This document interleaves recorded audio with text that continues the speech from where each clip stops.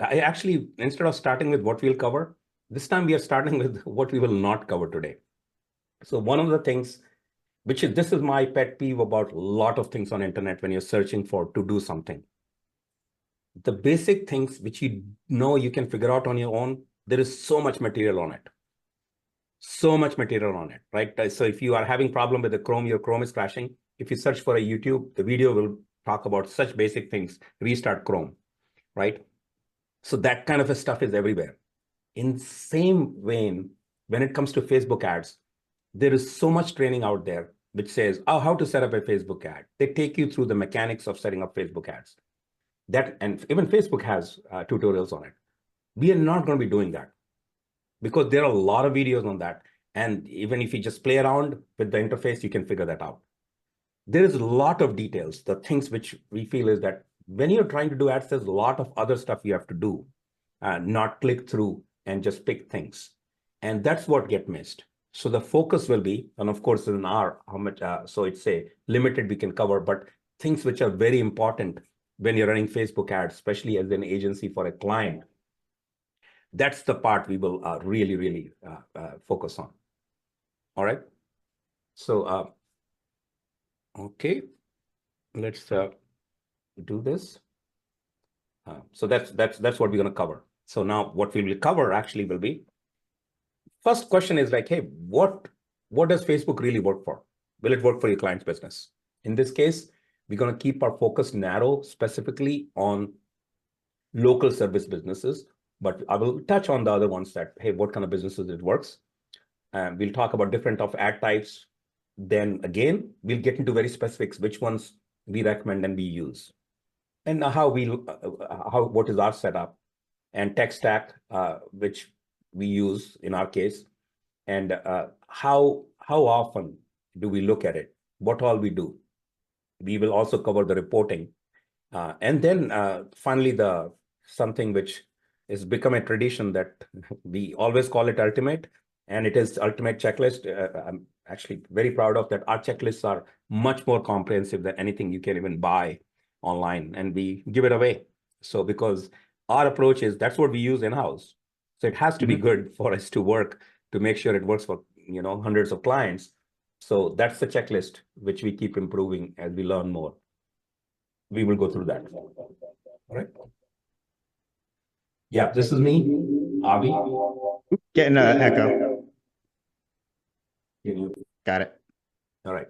So this is me, Avi here. And basically, if you want to reach me, avi@InvisiblePPC.com will work. Otherwise, LinkedIn, Avi Kumar. Recently, I did change I tried to validate my LinkedIn and they want legal names. So my legal name is Avdesh. So actually you might see Avdesh Avi Kumar. But you can find me there as well. Best is email, by the way, for me to get in touch. And of course, Justin. All right. Yep. And if you're unfamiliar with me, I'm Justin, president at InvisiblePPC. So obviously, if you know who we are, we white label PPC for agencies and CMO at Kuware. You can get direct in contact with me on LinkedIn at /JT Rondo. I'm pretty active there. And then please do send me an email if you have any questions about what we do, how we do it, or if you just want to like chat agency stuff or marketing type stuff. Like I love sharing knowledge, love chatting with people that are in the space. So please do reach out. All right. Again, just orienting people who are new. This is actually, Justin, looks like our kind of a very large registration, correct? Yes. Okay. So yeah, so so there are new people. So for those of you who keep coming back, appreciate it. And sorry, you have to go through this part again, but there are new people. So we are Invisible PPC. We do white label ads, Google ads, Facebook ads, YouTube ads. Also, we do SEO, recently introduced in the last webinar. Also, a white label web dev. That's what are the services we provide. Basically, it's everything we do at Invisible is a white label. That's to help the agencies. All right. Great. Let's dive in. So let's get to this. Yeah, Facebook should be probably FB or Meta. But anyway, so the question is that, hey, will it work for your local service business? There is a conventional wisdom which we hear quite a lot, and we will go through that, what is true or not. That one is, Facebook is only for B2C, it'll not work for B2B. Facebook ads require visually attractive product or service, otherwise they'll not work. And Facebook is for awareness is the other thing which we hear.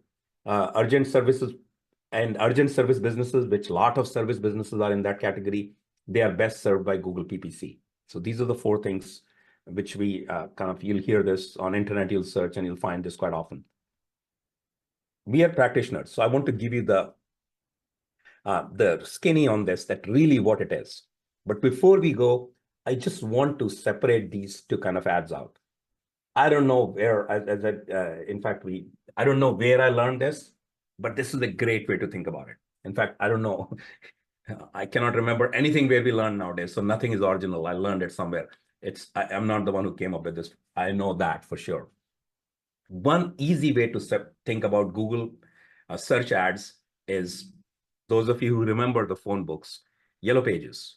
And in this case, the picture which you see in the Yellow Pages, you see those little ads which are highlighted. So Yellow Pages is where you want some service. You look for a business name. When you're searching, you see that ad there. That's basically Google search ad. You were looking for some service. You were looking up the phone number, in this case, hey, who's plumber near me? And the ad shows up. That's the equivalent of Yellow Pages, what Google search is. Facebook is like television. It's interactive marketing where you didn't go to Facebook or you don't start television to look at the ads, but they just show up. And if the targeting is right, if the ad is right, some people will convert.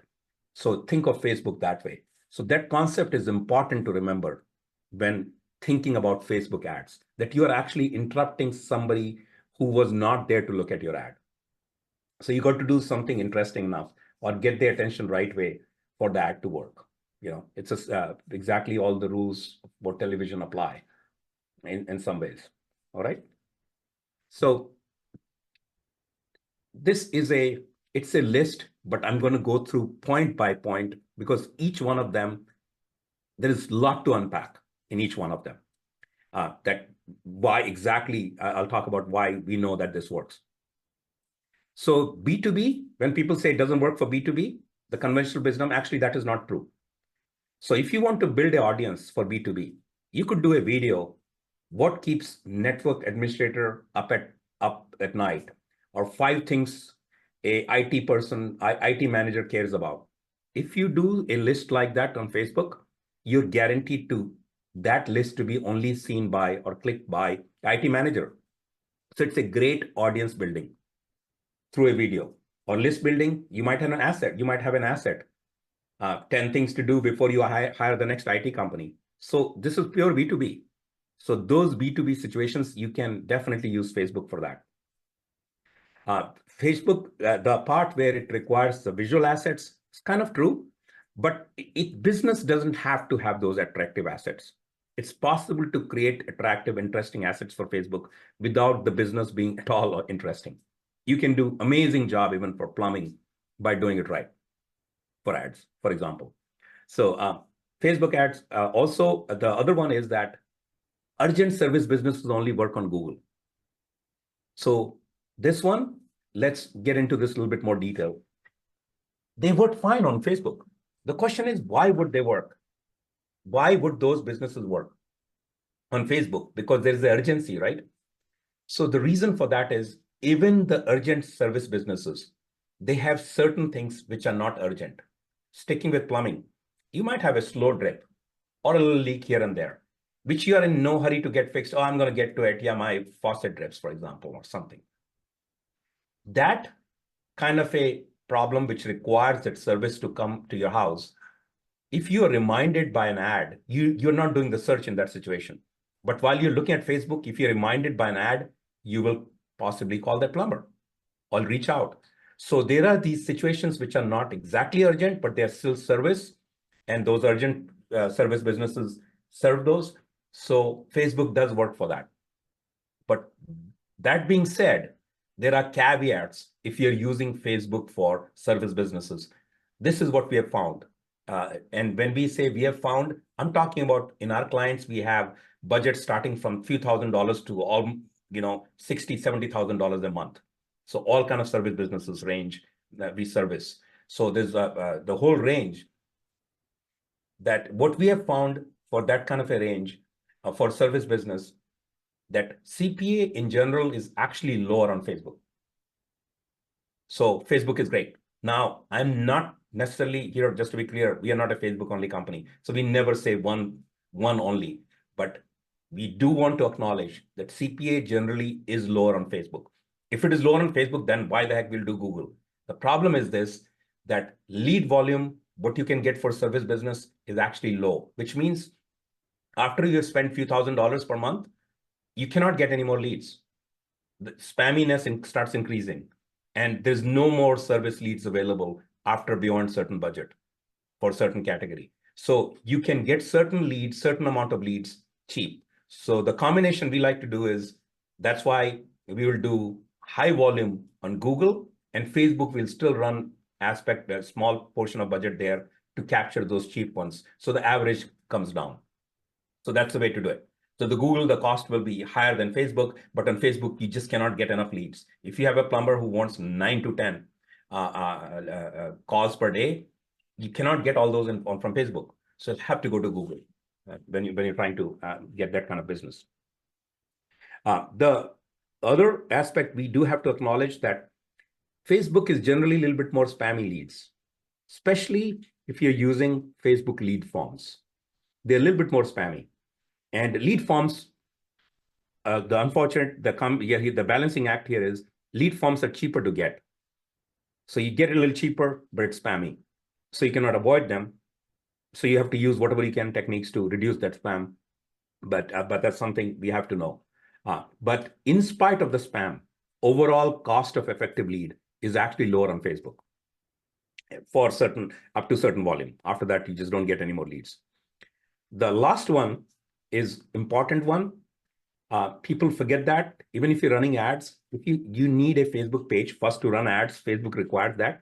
In addition, if your Facebook page has at least basic stuff right and some reviews, it's going to help conversion tremendously. So don't ignore that. Don't just have a page which nobody has posted on for last 5 years. Get few postings. Does not mean this needs to be very active page, but it needs to have few things and few reviews in there. Your ads will perform so much better then. So that, and questions as they come up, please keep posting, because if they are relevant, we'll take them as we go through these. Otherwise, there's no real questions coming in right now, except for one that wasn't terribly relevant that I think we can just handle towards the end. Okay. But most people really diving in, saying what they've seen with kind of like finding lots of no-shows from Facebook leads. We've seen, like, I can only speak to the B2B side. Avi, you speak more to the, what's going on the client side of things, but we've tended to see that as well, which is just, you have to have proper nurture sequences in place for those. In service side, no. Service side leads have been actually solid. The ones, I mean, like, again, it's not a no-show, right? Because we're talking about service, like they are calling, they call for a service. So the return has been pretty good on service side. Yeah. So our own ads, what Justin is talking about when we do for marketing and all. Yes, that's true. All right. So Facebook ads. Then one question, this one's more niche specific. I know we talked about, are they good for clients? One question that came in was just any success with residential painters, like Facebook, Google, otherwise, like anything we're seeing there? We have done more Google on that. Yeah. But that will be perfect one for good images. Good examples will work really well.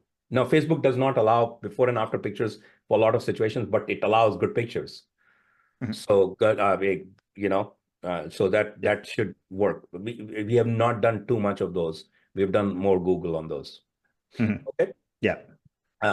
Cool. So Facebook, the higher level way of looking at ads is irrespective of what you're talking. So sometimes you will see the terminology I like to use is, I look at it as a concept versus the terminology Facebook would use. Overall, with any kind of ads things, you need some kind of a targeting audience. Who is going after? What possible ad types you can do? And then what are your goals? And what do you get as a result? What is the result type? Will it be a phone call? Will it be a form fill? So that's the way I want to look at Facebook ads, and I want to go through one at a time, that how to do this, right? So Facebook targeting, Once you have used these targeting metrics which are available, like demographics, of course, pretty standard one, you always use in some form or the other. Interest, sometimes you can use, sometimes you cannot. Lookalikes, if you have a list to start with, then you can do lookalikes, or custom based on engagement. In case you were running a video which people were watching, and people who have watched videos, you can go after them. So all of these targeting, the combination of targeting, it's a good idea to get that number between 1 to 2 million is what generally is a good target. You could go higher, you could go lower. It starts getting expensive. Broader becomes,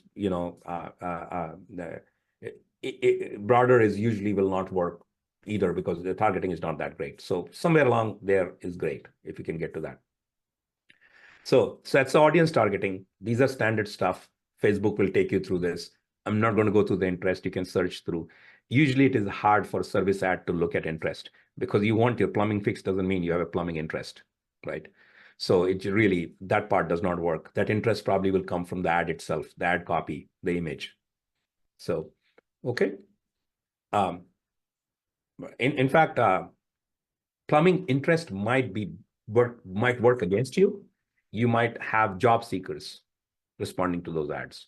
Something to watch out for, right? So be careful when you talk about interest, because in the service business, in the trade, those might be the people who are looking for jobs, and you don't want that. Clients get very unhappy when they say, man, I got 3 calls, half in Spanish, they're looking for a job. I don't want my phone's ringing with people looking for jobs. I want actual paying jobs, clients. So be careful what you think, consider interest. Ad types, again, coming straight from Facebook, but these 3 are the ones which we use all the time. The image, the video is for audience building usually, and carousel. Carousels are great because it allows up to 10 combos. You can use them. The instant experience, we have started in the space of experimenting with it more, because again, remember, this is in context of service ads. If you were doing some other stuff like apps and all, there's many other things you could do. But in service ads, with some creativity, it is possible to do collection and instant experience also. We are playing with that, but right now, the success we have had is with image, video, and carousel for service ads. Here's an example of image ads. Generally, to think about image versus video is kind of almost same in one place, like the place where the image will be, there is a video.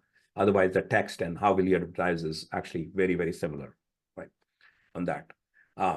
Carousel ads, it allows 10, so you can have really different things on each one. They all lead to the same page, but the copy is, they can flip through, including some could be video, some could be combination of images. And you could tell a story sometimes if you do it right. It could be I've seen some very creative ways of telling a story from one frame to the other, which keeps people's interest there. So that's the carousel ads. Campaign goals, there are many. The ones highlighted in green is the ones which we care about, especially, again, service businesses. If we are building audience to get engagement views for a video, then the views matter. Otherwise, we'll probably not use it. If it's purely lead generation, there are 2 kinds of lead generations we found works on Facebook fine. And actually, there is one which does not work as well, which you expect to work for service business, but we have not had that much success with it, is the calls. So the lead generation, instant forms work better. Number of conversion, cost per conversion is lower. Conversions, when you take it external to landing pages, the cost is higher. Spam is a little bit lower, though. And so we usually will run both and see wherever we are getting benefits and accordingly adjust the budget. Calls, so that's where it gets interesting.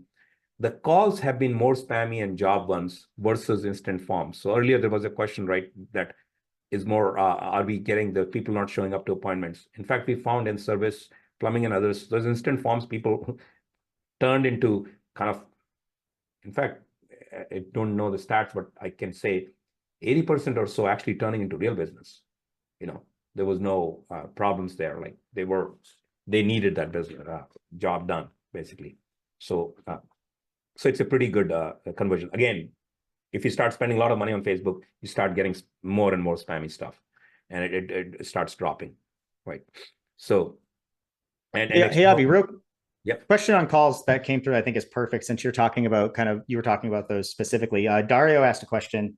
Like, is there a precise way for tracking calls through Facebook similar to like what Google does? Or like, how are we able to kind of like focus on calls? Can you, or like, what is there more precision there that we in our case, we use for every call eventually gets routed through call tracking metrics for us. So basically you can use CallRail or others. So we want to exactly know the source, the call, the recording, and everything, what happened. And we do, in our case, when we do, even on your behalf, when we're running ads, we listen to every call and we'll give feedback to the client in case there is something wrong. So that's how we will track exactly what happened, the calls. Hopefully that helps. You can use you can use go high levels on internal phone call tracking, or you could use, we use call tracking metrics. CallRail is the other one, which is the other major competitor of call tracking metrics. Okay. Awesome. So ad results, this is what we care about, right? So video views, in case you're building audience and then you'll target them, retarget them. That's what it is. Custom conversions and instant custom conversions, which happen off Facebook on a landing page, and instant form fills. So those are the ones which right now for service businesses we use. Clicks and impressions and all for awareness and building is not something we're looking at. And as I said, because calls has not worked that well, if in the situations calls work well, of course, that'll be the other one you will add there. So tech stack. This is the tech stack we use. And I think we should say that, let me go through, So the meta side is, this is what comes from Facebook. And you got to, I think those are obvious, right? Facebook Business Manager, maybe not that obvious. People sometimes just work on ads manager. We strongly recommend using a business manager. You can manage things overall well.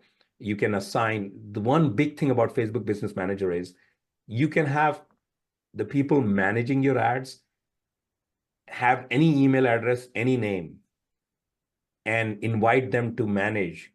And then eventually they log in with their final Facebook account, but your client and everybody sees that account which was invited. So it works really well for a white label. So from white label point of view, we can really white label this, and client be not worried that who is doing their ads for them. So that's one really good use for business manager. And managing assets is easier also in business manager. In case of landing page builder, we use swipe pages for everything, Google ads and Facebook ads. If you're taking them off Facebook, then that's the landing page will be built on swipe pages. Facebook Pixel Helper is really useful to make sure that Pixel is working. Facebook ads library is tremendous help for looking for other ads. That's a place to start. If you don't know how to do ads, just look for other people's ads. Now, there is a little risk. So when people say just copy others, what looks good or others are doing is not necessarily what works. So just watch for that, right? So take that as inspiration. And if you want to really copy one, go ahead and try your own things also. You got to understand from business point of view, because we have seen some really good looking, pretty copy award, which I like joke about that, award-winning copy, but it doesn't convert. In fact, the joke I keep saying is that when we start getting awards, we don't want to be an advertising business, because then we have become an art business, not advertising business, because advertising businesses, awards are conversions, not fancy, interesting copy. So Facebook leads testing tool is very useful. Other tools which we do use, because we will take that lead, insert into CRM. Zapier really helps there. I think I've got the landing page builder swipe pages in the wrong place twice, actually. Sorry about that. Foreplay is a tool. It's not the best name. It's .co, right, Justin? Ooh, let me check real quick. Or it might be .co or no. What this allows it's .co. I'll put it in the chat. Yeah, so it's foreplay.co. So this is something we have recently started using. It allows us to create our own collection of ads in-house and track them. Basically, it allows you to save. It's almost like your own Facebook ads library, which is private to you. So you can have that collection in-house and you can share and plan. So that's more for cataloging and tracking our different ads so we can reuse ideas. So that's what we use that for. Google Tag Manager for Facebook pixel tracking, we absolutely use that. Canva is great for initial creative, but if you're doing some fancy editing, Adobe is the tool set, which kind of never fails to. You can do whatever with Adobe, basically. So this set is all we need kind of to do all kind of Facebook ads, right? This is the tool set we wanted to share with you guys on that. So as I said, one of the things I'm going to remind that I never showed you how to set up an ad. Go and just search how to set up a Facebook ad. You'll find many ways, but I want to tell you what to do, how often to do, and where all to do things there. So actually the checklist will also just wait for the checklist. It's very specific what you need to do. Actually, we'll get into the details of when you're setting up the ad, what you should have done. Otherwise, things will not work. So that has the details of how you set up an ad in some ways, because checklist has to deal with that kind of stuff. So now the frequency, like how often do you need to track? And so this is what we do. We have daily checks, weekly checks. Actually, this one is, by the way, if you guys have ever attended our Google PPC webinar, the frequency is very much similar, right? So one of the things which we have been a little different from whatever we have heard, as a white label agency, we actually look at everything daily, not weekly or because just white label, so it's a low touch. We found that daily, even if it is a quick check, is needed, right? So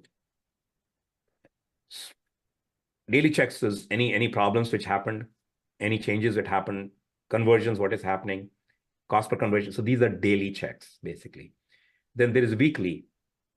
Now, week is enough to start comparing performance compared to target, right? Daily, you're not going to look at the daily data. In fact, you don't want to look at daily data at all, except for, violations, etc. You should never look at the data yesterday or just today, what's happened, to make any decision. Just go to at least weekly, and if possible, even 2 weeks. So how's the budget going? Form fill, is there spam? What's going on there? Look at the ad copies, how they're performing, creatives, if you need to change, right? You might have to relook at audience as you go through. And we do send update weekly to clients that what happened with the key metrics and what's going on, what changes we made. Here, for your pleasure, you'll have this.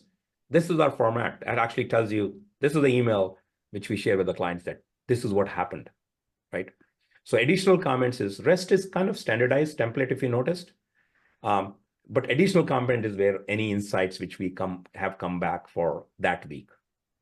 And that's the important one, an action needed from agency. So because we're working with agencies, in case you're working with a client, it's important to be very explicit and tell them what you need. Because otherwise, if you send a report and if you bury it in a long email, that's one thing which we recommend not doing. Use some kind of a standard format.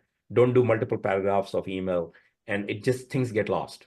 So this gets the client used to expecting, they'll see that line, actions needed from agency in this case, and you could use the same format from the end client, and they know what to do. They know where to look for something they need to do, right? So that's the weekly email format. And then, of course, the landing page testing. I think half of our webinars, we talk about landing pages. The reason we talk about you can't escape it. You can't escape it if you're running ads. Correct. And because the landing pages, you can 10x your performance if you do this right. So that testing is very, very important, right? Right. So can't emphasize this again, that, hey, so based on if the performance is not good, then we got to look at landing page. What's happening? People are clicking, coming, and not converting. Why is not? We want always double-digit conversion rate on our landing pages, right? And do A/B testing. Other useful use of A/B testing is, especially when working with clients are sometimes insistence. I want this line. It has to be like this. They'll argue till death about that. So and if we feel from marketing, from our side, when we feel, no, that's not right, that's not going to convert, we tell them, sure, we'll do your version, but we'll do the version which we really want. Do a 50-50 test. Within a week, you'll clearly know yours will win. Let's move on, right? instead of fighting the client forever, which they insisted they needed that line. 30 years in business, they want that right on top. Nobody looking for a service business starts with 30 years in business as a need, but clients insist, oh, we've been long, that needs to be a line one, for example, right? So yeah, so A/B testing is amazing way to do with the landing pages there. Monthly report is every calendar month. So our weekly reports go weekly. So they kind of straddle the monthly report in some ways, because there might be a Monday or a Tuesday when you get a weekly and a monthly report if the dates are such, but the periods are different. It's calendar month because it's also the budget month. That's usually what clients like to think, how much money they spend, what happens. And this is where we show off that what all got produced in the month, right? We do require all our white label clients to have required meeting. We can meet more often if necessary, but monthly meeting. And I think if you're working with a client, you should insist on some Zoom meetings, or probably if your agency, probably at least twice a month. Just do the meeting, right? And again, the other thing is don't do it. Don't necessarily do it every week or every day or something, because that's too much. Unless you're, I don't want to say never. If you're managing a budget of 200K, 500K or something, we have been in those situations. The meetings are much more often, right? But otherwise, for general clients, you don't want to meet too often either. I think I'll switch to show how the monthly report looks like. And this is thanks to Chin. She's our head of our operations. She comes up with these things. Let's see if I can.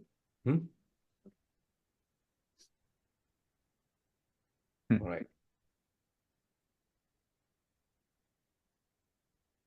Okay, so this is it's a little different than, this is different than what we report for PPC, because here there are different kind of campaigns. So we got to show separation by the campaigns, right? So yeah, this will be available to you. So in case you guys want to use this and leverage it, if you're doing it in-house, you could leverage this collateral to build your own reporting. Okay, then go back to slideshow again.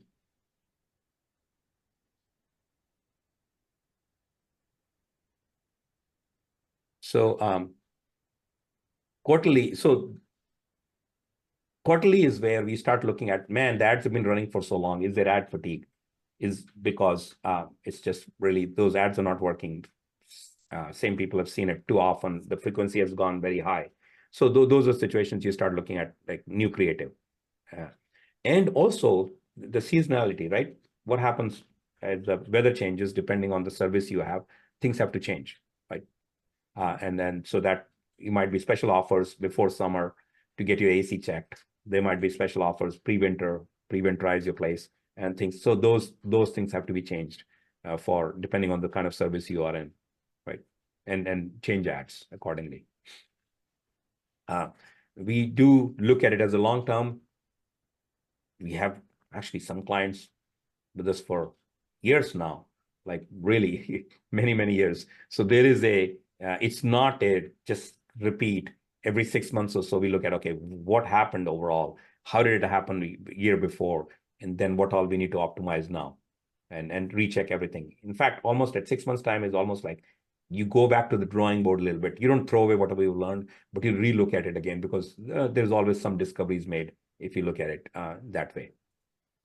And also retargeting is a perfect thing to look at 6 months, because usually there is enough traffic. Minimum traffic required for retargeting is 1K. So once you have had that traffic, you will within probably after 3 months and up to 6 months, you'll definitely have that kind of traffic. So it's a great time to do omni-channel retargeting. Omni-channel retargeting here is once they visit a landing page or whatever, then they will be wherever they go, our ad will follow you. If you checked out a pair of shoes, they follow you everywhere. The same idea with omni-channel. So that works for service business as well. Okay. So overall communication cadence is weekly updates and monthly reporting, monthly sync-up calls. Also in between, any as need, there might be some things not going right. And that needs to be communicated. Any money changes, any budget changes, they need to be written, they need to be approved in writing by client, because that's something I think we all should practice, because it's easy to people to forget, oh, I said increase the budget, oh, I didn't say that much. So you don't want to get into those kind of situations. So get that in writing. Okay. So this checklist, instead of just sharing the checklist, I'm going to actually go through the checklist. There is so much there in this checklist that I'm going to kind of explain the reason behind most of. Some things will be obvious, so we can just kind of jump through. Before we jump into the checklist, Avi, let's I wanted to knock out all the questions that we had in there, because there's just a bunch that we can rapid fire. Yeah. And then we can go through the checklist, because this is really kind of, I mean, this is the big one, but it was a good transition, I think, to get people in. So this one's more like, this is kind of out of scope for today's presentation, but Trevor had asked, do you need a separate Facebook page for each business you're running ads for? Yes. Required. Okay. Yep, absolutely. So basically, let me qualify that. Facebook requires a sponsoring page for every ad. Now, if your business has 5 businesses and they have one Facebook page, the same page could sponsor all those 5 ads, right? And an agency, I do not recommend you using your agency paid page as a sponsor. You could do that technically.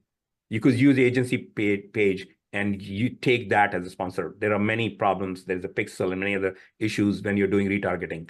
But generally, so you could do that, but Facebook, first thing, requires a Facebook page associated with every ad. You have to tell them which one is the sponsoring page. And if they see too much of anomaly, they might complain. But generally, they will not. If it is the same business doing 4 or 5 things, they don't care that part. But it is in your interest to have the sponsoring page match the service with the ad. You know, it's really strongly in your interest to do that. Okay. Yeah. Okay. This one's more of a compliance question. I don't know if you have any details on this, but what's the best solution to ensuring upcoming new TCPA compliance, obtaining express written consent for each lead and being able to prove you obtained it from them? Obtaining express written consent for each lead and being able to prove you obtained it from them. So it's a, if you're using a lead form, it's a Facebook lead form, right? So they're giving you the, I don't think there is a, I don't know what else more is involved here. As far as I'm concerned, you fill a form, you gave me, you entered the thing, you entered it. Now, I'm not aware of any issue of somebody else entered my name, how that works. So unfortunately, don't know any more than that. Okay. On that one. All right. What have you seen in terms of results of Facebook ads when using influencer type videos? So like amateur recording versus professional videos. So amateur is fine, but the quality has to be high. So the video quality, so amateur videos are fine, but the video quality has to be high, which means like, it doesn't mean it's a professional equipment, but what you're trying to show should be obvious, right? If that's the, so that's one part. The influencer part is, of course, that's certainly great. If you have permission to use influencer video, influencer using your product or service, absolutely. I mean, that's great way to start. Otherwise, you have to do your own video, right? So that's a good one. The big one is testimonial video. Amazingly works well. Testimonial video. Just one testimonial video is better than 10 creatives you'll do. Even if you have one testimonial, just use the heck out of it. You'll get a lot more out of that. So, and the other thing to think about too is don't just think about the video quality, but the audio quality as well. People like audio is very critical. You can have the most beautiful looking video, whether it be amateurish or even fully professional, but if the audio is bad, you're done. So that's something to consider as well. Oh, this one's a great one. So how do you run ads for, let's say, 2 plumbers within the same city without being competitive to each other? How do you approach that to customers? Like how do we handle that, or how should other people handle that? So first thing is, so I'm going to answer this a little bit abrasively for clients and then get softer on it. Basically, the question to the plumber is, man, can you handle this whole city? Can you handle the plumbing business to this whole city? Almost no plumber can, even in a small town. So which means there are others also going to take some business, right? You don't want 100% business. We are a very good ad agency. We are running 2. So we are the top 2 performers. It's fine. There are many others still beyond us, right? So now I understand as a professional, you might understand, a plumber might not. So the one way to handle this would be to keep them okay with this. If you, most cities have areas, neighborhoods and all where they want more business from. I'm going to pick Chicago because there we have one of our larger clients. When you say Chicago, man, Chicago is huge. So there's a north part of Chicago closer to Wisconsin. There's, south side of Chicago, and you could actually pick clients who say, you are going to focus more on the south, north, or middle, or some area, and tell them that, hey, I'm not focusing with, and if you do this, by the way, do stand by this. I'm not recommending any of these techniques as lying to clients. Either you stand to say, hey, we compete, doesn't matter. Either stand by that or pick some area, sub area, and say, yeah, we run throughout the city, but this area is you're more focused because you want jobs where you don't have to drive 2 hours to get the job. So that area is better for you versus the other. So that's how I'll deal with the competition thing. Right? Yep. Awesome. No, that we get that question a lot. So that was a good one. And then I don't want to hold, we have a lot of questions. So I'll do one more, then we'll do the list and we'll finish questions at the end because I'm sure we'll get more as well. Let's see. That one we don't need to do. Following up on call tracking, do we send a custom event to like Facebook's event manager for calls received, or is that Zapier, or is it just like, so is that something that needs to be like configured in however we're getting the calls? So basically, there's the end of the day, that's a phone number it goes to, right? That in call tracking metrics, we have our own phone number, which actually captures the phone and call before, and it basically, as soon as the phone call comes, it starts recording of that number and it's forwarded to the client. And the session data is passed to call tracking metrics, which can actually attribute it to coming from Facebook. Cool. All right. So I think the rest of them, I think we can handle towards the end. So we can just jump right into the checklist. Okay. All right. So I have this, when people do this checklist, I had always, now we do these quite a lot. But my early days, I used to say, how do they come up with these 51 or 21 points or whatever? So I'm going to tell you how we come up with this.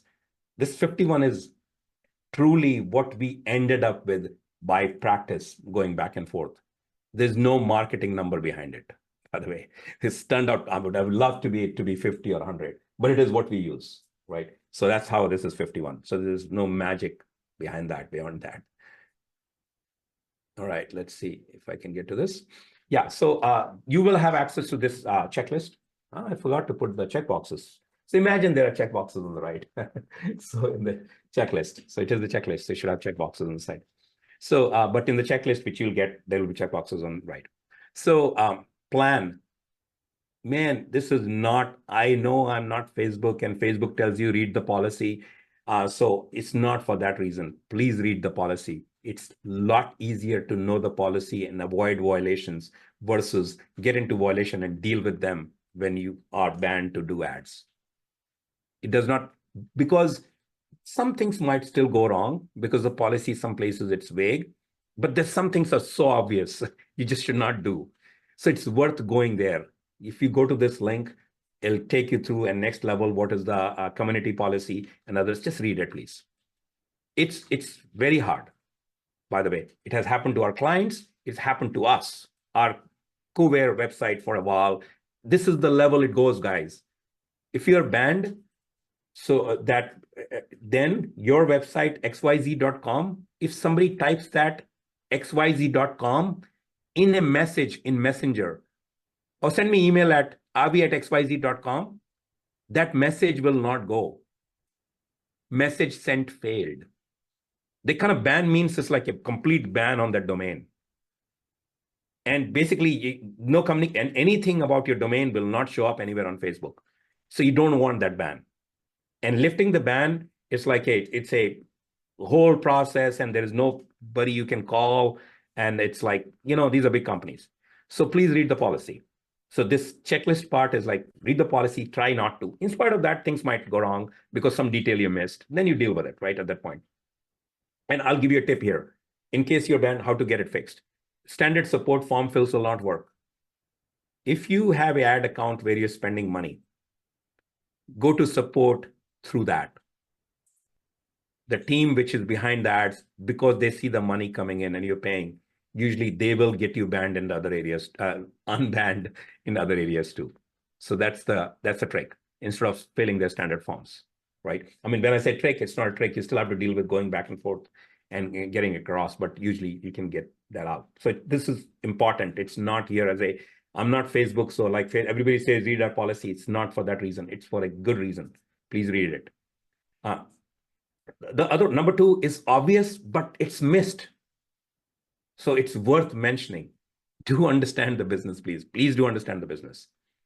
If you are a chimney repair business, do you do chimney cleaning? Yes or not? By the way, when I'm going to this details, that should tell you that we have done these mistakes. We have learned by doing these mistakes, right? By not going in the detail and realizing, oh, they don't do the repair or they don't do the cleaning, and our ads are talking about cleaning. So understand very specifically what all they do or not do, your client, and then get on the ads that way, right? Because you don't want to find out later when they get the lead and the call comes, oh, we don't do that business, right? We are a plumbing business, but we don't do septic tanks. Septic tanks are a different service, and you're advertising for septic tanks, and they start getting calls for septic. And so that kind of understanding, that level is very, very important. Other thing is this truth, you will see this like repetitive, ensure access. I'm telling you, most accounts do not go live or never run ads because we didn't have access. So just don't waste your time figuring out everything you cannot get access.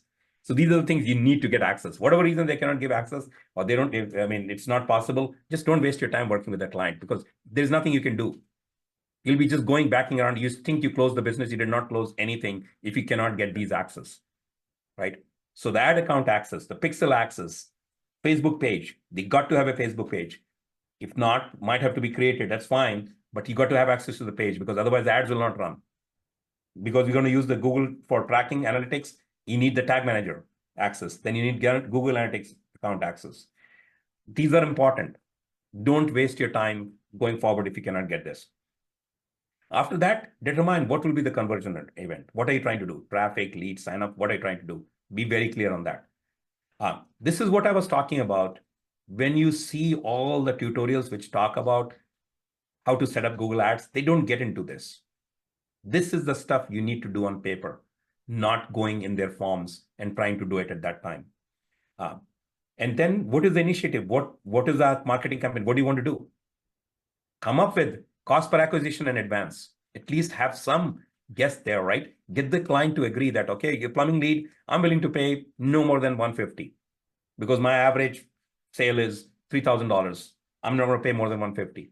Get that number wherever it is. You might not be able to hit, but at least you have a starting point to say that that's what they want to do, right? So get those KPIs determined, because then you can go back to client and say, hey, this is what you said. It's a little higher. Is it working or not? If you don't have anything, then they just keep telling you, I'm not getting leads, or the leads are not good. Oh, it's costing me too much.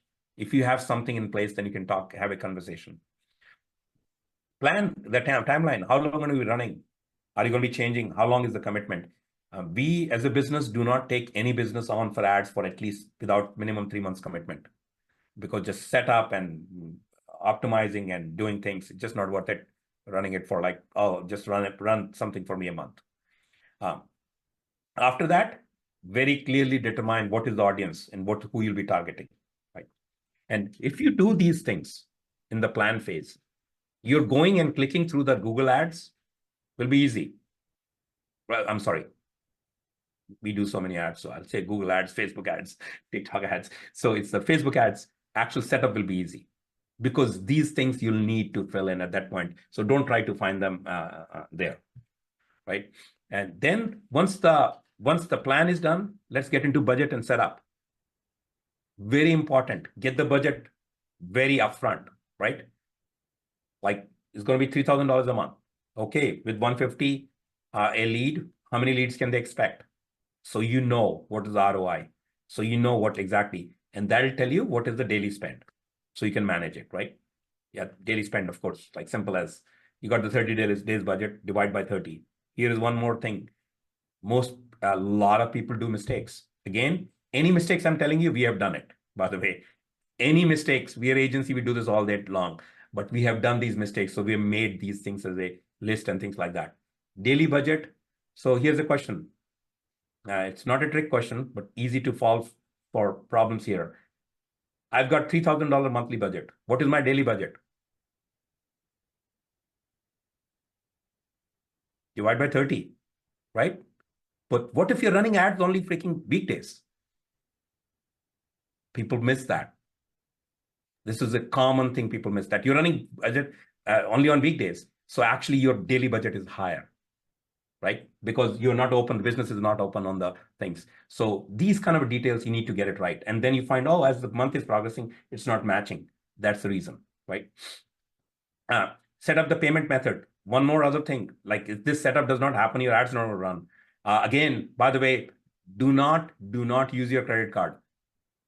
Use client's credit card. They should set it up. Don't use your credit card. I think the recent one we send out. That was yesterday's blank was literally that. Yep. Don't use your credit card for at all for that. Okay. And I know one of the things, at least early days, we used to talk about how big is the agency, and people were actually counting in revenue the ad spend which they were managing on their credit cards and getting from clients. That's a great way to show high revenue.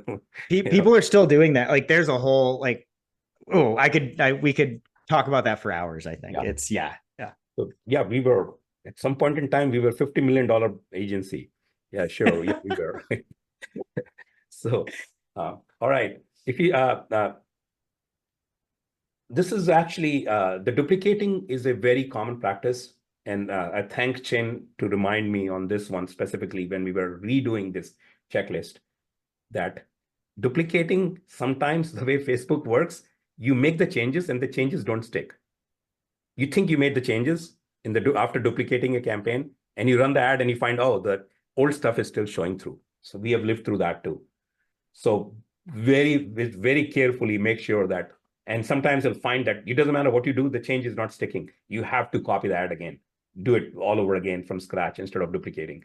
But duplicating is the easy way. You have done already a campaign of this type, you copy it over, it's easier. But if you're doing it, watch this very carefully, that go through every setting there, that it whatever needs to be changed is changed, and it is saved that way.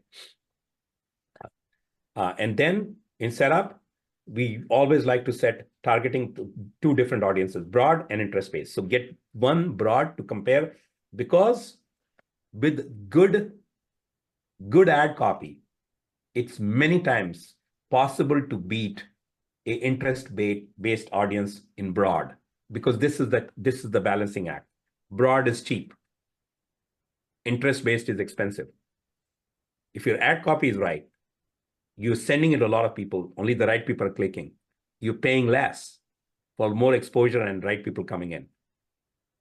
So that's if you think about television as perfect example, right? It's very broad. But if you say the right thing, you want the right person calling only. So that's we set both usually and compare and contrast and see where we can get better. Then design and copy part, there's a bunch of steps, but basically A/B testing is needed. We do 5 ad copies, 3 ad creatives. Then these are the sizes I'm giving out, so I'm going to not read through this. And also here in the checklist, we have exactly the limits. So you can use these limits. Usually we have this set up in a spreadsheet, so you can directly measure, automatically not do any of these mistakes, and don't do this in trial and error in the Facebook ad builder. Instead, have them ready and checked out before. And the same thing with the sizes for design copy. So here's your checklist to make sure what should be the creative sizes be. So I'm not going to read through this one because this is kind of obvious. So I know we saw setup and we are seeing setup again. This list is set in order. Before you do creative, there is some setup you cannot do. There is some setup you can do before the creative, but some other setups has to happen after the creative. Heat map cannot be added if you don't have a landing page, right? So it is after. You cannot check the Facebook pixel if the landing page is not there. So this setup happens after. Because your custom events you're going to be testing, they happen later. You got to get everything else done. And then you're checking the event. Email notification, because you're going to be testing it. So lead ad testing is a very, very powerful tool for us to make sure that form is filling, demo lead is coming through. And if you're sending it to a CRM, the whole process is working. This number 36 is a thing we use all the time. Highly recommended. Facebook, when you copy an ad, they will set current date, ready to go. Just start and set the date far out in future, a month away or 2 months away. And because it might take you a week to get going, the mistake will not, the ad will not start running by mistake. Even if you're planning to launch next Monday, don't set the date for Monday while you're working on the ad. Because what if you're not ready on Monday, you're still working on it? Your ad will go live and suddenly you're wasting time and energy and things are not connected yet. So set it far out, because it's easy to change the date. So if you set it for April, you can go and when you're ready, that day you just change the date and it'll start. So this is a technique we found really works well. The thing which is crossed out, because that's like people say you could be using ads management software. We don't use any ad management software. We use Facebook native. Reason for this is this. We have tried many. None of those ad management software can keep up with the changes in Facebook. So you always miss out on some criteria. What they do good is that, oh, you want hundreds of ads automatically done in this way.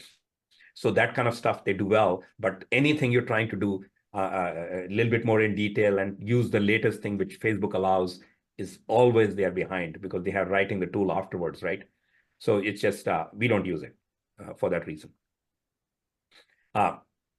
You should set up a time frame, how long you'll be gathering test data.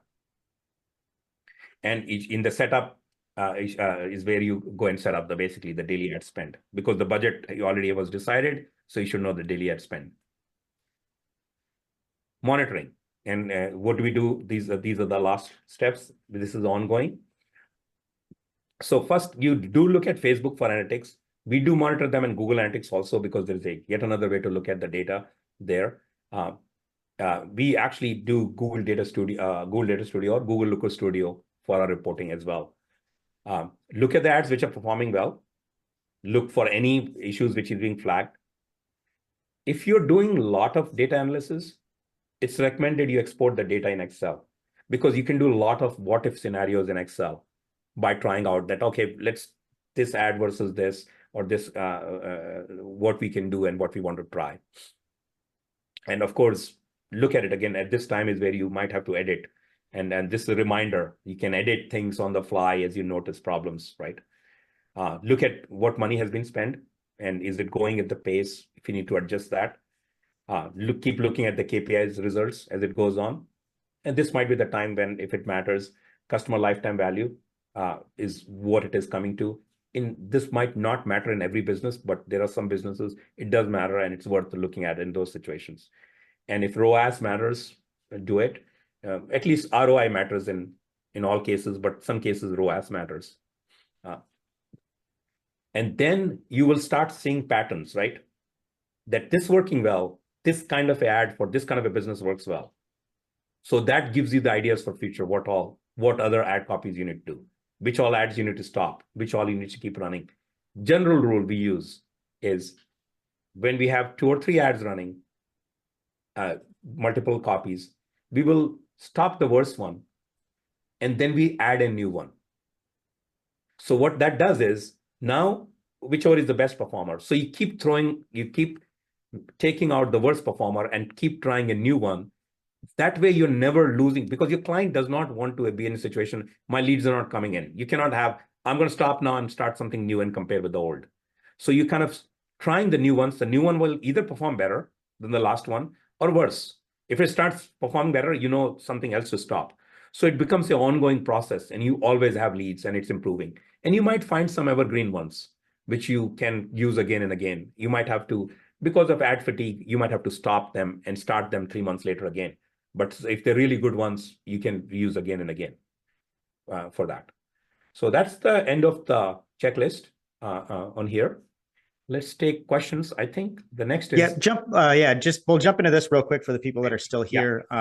One, if you do need help running Facebook ads for your clients, we'd love to be able to help you out. So this is kind of everything that's broken down. We can do this all for you. It's $5.95 to get somebody started up, and then $4.95 a month per client. I dropped in the chat a link to like book a meeting with Anna, you'll see a picture of Anna on the next page.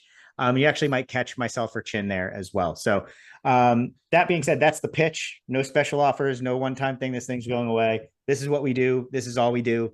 We'd love to be able to help you out. We have a decent number of questions still that I'd like to get through. Yeah. But thanks everybody for showing up. Yeah, just want to add to what Justin was going through. Our approach for these webinars, we hear this phrase, which, oh, we provide so much value. It's a kind of a marketer's, I'd say, overused phrase. We don't see it that way. At least I don't see it that way. Our thing is, hey, we do this stuff, and how we do it. In every webinar, when we're presenting, we are evaluating our own stuff at that point to present. So this is exactly what we do. And we present it. The idea is, hey, either you are trying to do this on your own, you can leverage this and do on your own, or you might find after doing it on your own, we need some help. Then come to us, right? That's the idea. So everything we are saying, there is nothing hidden. In fact, if you go to our channels and talk to our things, we'll tell you exactly which tool, how we do it.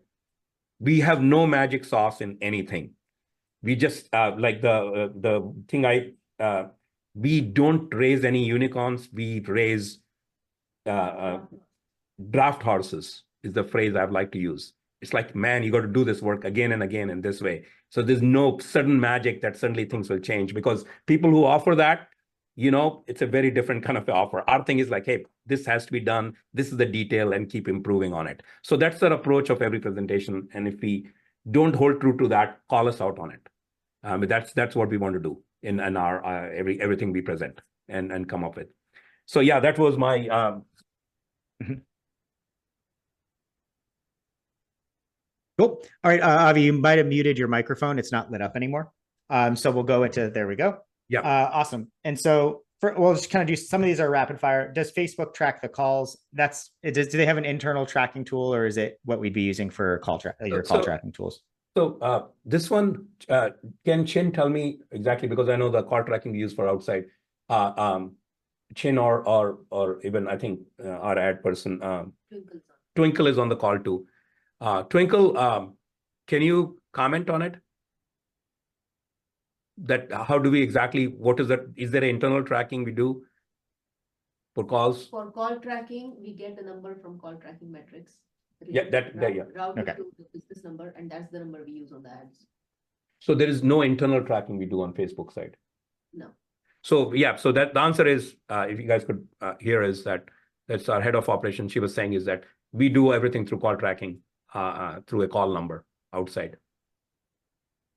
Okay. Cool. This one might have been contextual, so I don't know. So we can kind of skip down. Brian's still here, so he can maybe put clarity in. What is the Facebook lead testing tool? Brian, if you can fill in some more details there, and then we'll talk about it, but I'll skip to the next one. Do you create, what's that, yeah. Chin? Yeah, we talked about that, right? So it's a tool from Facebook to test the instant form. Yeah, basically, when you do instant form, you instant form will be many times connected to a CRM, connected to a Zapier to go to CRM.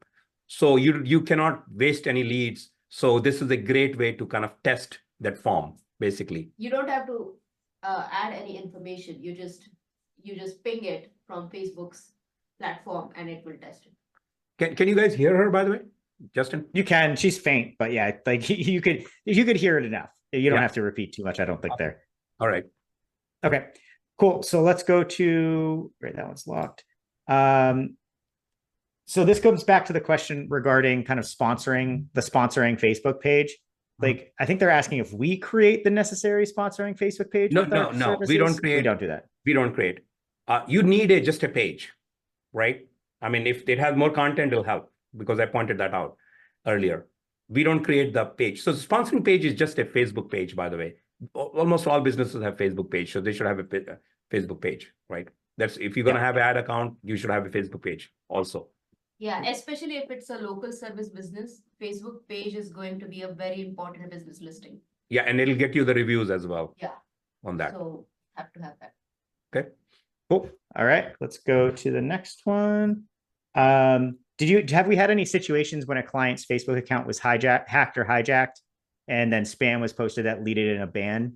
Any luck with have we had that, and do we know of any, or what happens after that, I guess? We have not directly have had that. Almost always we have heard, and people have come to us to fix before. Usually it is their employee or somebody who kind of did something, is what we found, right? We have not had, it has not happened to us directly, but we have had companies come to us to say, we have this, can you help us with that? It's very hard to do much there, because if you don't have access, you have to basically prove to Facebook that you are real owner, and that it is a long process. Yeah. Okay, cool. Speaking about Google Tag Manager and the Facebook Pixel, last week, I guess this person had difficulty finding a native Google tag for Facebook or Meta, just the two third-party ones. Or is this the way? Oh, so this is with a Tag Manager setup, because they should have native for all things in Tag Manager now. But if they don't, like custom, the third-party HTML should be fine. But that's I think it's a configuration for Google Tag Manager is the question, Avi. I don't know the answer. Yeah. Justin, you know more than yeah. No, that's what it is. If if there isn't a native one in there, look at your like setup in Tag Manager. If it's not, honestly, I forgot they had native ones until recently, and I've always used just the third-party HTML for it. So that's like I'm old school, but yeah, like it might be check your like Tag Manager configuration for what things are on in terms of your variables or those types of things, because that might not be on in there yet. So just check that out. Cool. My Tag Manager stuff coming through. Wilhelmine has two questions, mainly primarily around the learning phase. So if your daily budget does not take you out of the learning phase quickly enough, how do you handle that? Yeah. And then that's, by the way, so yeah, that's true. Like, yeah, I mean, in fact, we say that majorly in Google PPC, true here also. If you don't have enough traffic through, it's just not the learning phase. The optimizations will not happen. You cannot optimize if you're not getting enough clicks through, enough conversions through. That what is working, what is not working. So you do have to, in those situations, you have to increase the budget and then bring it back down. Absolutely. Yeah. Cool. And all right. And just this was just more of a question I have. Like when we've run into this with clients, because I can imagine like if they're starting with spending a lot early on, like how do you have that conversation? Now we're going to pull budget down. Should you have that conversation, or do you want to maintain some of those the budget where it's at? Okay, so what happened? You're talking about the so like if you say for instance you're like, hey, in the learning phase we're not going to have, like say you say to a client, hey, we're going to be in learning phase, and actually the budget you had, it needs to be higher for us to even get the right amount of numbers. Data. So the number, yeah. So that's a great question. So the way we do that is actually we tell them minimum budget to start. So instead of saying the ongoing budget, we say this is the minimum budget to start. That's how we cover that, basically. Okay, great. So hopefully that answered that, Wilhelmine. If not, you know where our circle group is when we can talk more about it. All right, Brian, can you speak to the process of determining the ad content, specifically ad copy, for like how we do it as a white label service? We write the ad copy completely. We'll get your approval to your approval and client's approval only in context. This is important. And I think we have some language around it. We are looking for feedback from you saying that we are not basically, we want to make sure that we do not misrepresent the brand. We are not looking for feedback for you. Oh yeah, I want this. I want to try this. So because we it's on us to do the right ad to get the right conversion. Now, that being said, if you as agency give us feedback, hey, you want to try this? And if we think, oh, that might be a good idea, we will do it. But it's not guaranteed we'll try it, because if we feel, no, our experience says that doesn't work, we will not try it. Because we take our responsibility. That's why we do landing pages. We take our responsibility of getting all the way to conversion seriously. And we cannot do that if somebody tells us, no, I want this phrase here. I want it this way. Of course, you'll have your logos, your colors and everything. That's fine. Clients need to be happy for that. But and if there is something in the language which they believe, oh, as a business, we don't do that. We never want to say that. Otherwise, so it's basically short answer. We do everything with the copy. You just tell us details on the business. Yeah, awesome. And any ideas are welcome, but we might not use it. Yeah. Peter, I'll get you the links to our other webinars. We don't have one on YouTube ads, but I'll send it in there, so don't worry about that. Next from Evan, have you done lead objective going to messenger ads, and then follow up through high level? But have we seen anything? Justin, I think ads? you missed is one of the questions is Google Ads. We do have a webinar we did on Google Ads. Oh yeah, no, that's what I was just saying, that I would send that to him. That was what I was saying prior to that. Sorry. I'm sending him the direct links. Okay. Yep. So the next one is Evans, if you want to take that, Avi. The next one is, okay. We have done that in past for larger clients, not doing for service clients right now, right? Messenger ads, sending the message to the messenger. We have done that in past for very large clients, not doing it right now. It's probably not, I will not say that we will not do it. Right. The issue with local service businesses is if it's a smaller business, and if there is only one receptionist handling everything, they have to be on top of Messenger all the time. So we tried few ads, but the businesses had issues. So we decided that's not, they prefer getting that lead in an email and they can follow up. It's part of their system. But being logged into Facebook, it's not something that the receptionists do usually. That's what we've found in local. Yeah, most local service businesses, they are waiting on the phone call. Yeah. So they are okay with the emails coming asynchronously, but they don't want to deal with the messenger. That's the main reason not doing it. But if somebody is available, absolutely, that's a good channel to do it. Great. All right, we're at our last two questions. So Brian again has a question. He had an ad account that is new and is limited to $25 a day. How long will this be limited? Do we have any idea into that? So that his new account with I don't know. limitation. First time I'm hearing this. I've not seen that. Twinkle, if you have any comment on that, go ahead, comment on it. I don't know the answer. I've not seen that, right? The last one is like mobile calls, only Google PPC campaigns. Yeah, that's fine. Like we still say you can still put a form on it. I mean, there are a lot of service businesses, 95% is calls and only 5% forms. So if you just want to receive only calls, that's completely fine. Cool. Awesome. All right. Well, I mean, thanks everybody who stuck with us. Felix, I'm throwing this in at the in the chat for just a link to all of our webinars. But yeah, thanks everybody for sticking with us. I still think we still have more than half the people stayed late, which thank you. I know we're generally like to be respectful of your time, but I appreciate that you stuck around and were with us for today. Just as an aside, like this was our highest registered and most attended webinar we've done since we bought the company. So this is really cool. I know we struck a chord. And Justin, the even more thing which I'm excited about is we've been breaking that record, I think 3 consecutive webinars now. Yeah, this is with the last time we broke that record was last time around. So this has been fantastic. Yeah. Thank you all so much for coming in. We definitely appreciate that you guys like this content, and we will keep doing this kind. Yeah. Awesome. All right. Thank you, and have a great rest of your Thursday.